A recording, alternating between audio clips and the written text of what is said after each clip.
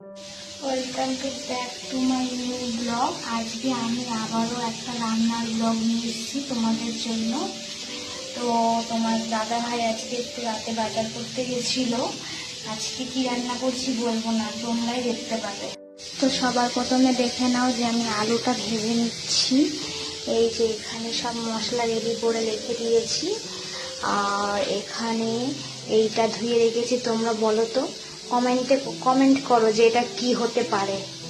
ওকে, তো হ্যালো বন্ধুরা, আমি এই যে আমার আলু ভাজাটা রেডি হয়ে গেছে। আমি এখন আলু ভাজাটা তুলে নেব। তো তোমরা শেষ পর্যন্ত এই ব্লগটা দেখতে থাকো। তো হ্যালো বন্ধুরা, এই যে আমার আলু ভাজাটা তোলা হয়ে গেছে। তো দেখতে থাকো বন্ধুরা। আমি এখন এই যে আদার পেস্টটা এখানে দিয়ে দেবো। সব যেগুলো পেস্ট হয় এখানে লঙ্কার গুঁড়ো, হলুদ, নুন, জিরের গুঁড়ো, ধনের গুঁড়ো, মিট মশলা সব আছে।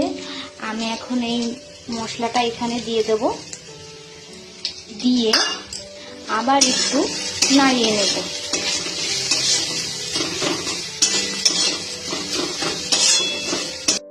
তো দেখো বন্ধুরা, এই মশলা কষাটা দিয়ে তেল বেরিয়ে গেছে।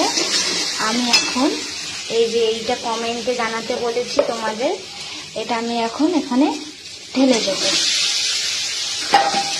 ঢেলে দিয়ে এবার একটু মশলার সাথে কষিয়ে নেব। এবার এই আলুটা এখানে ঢেলে দেব,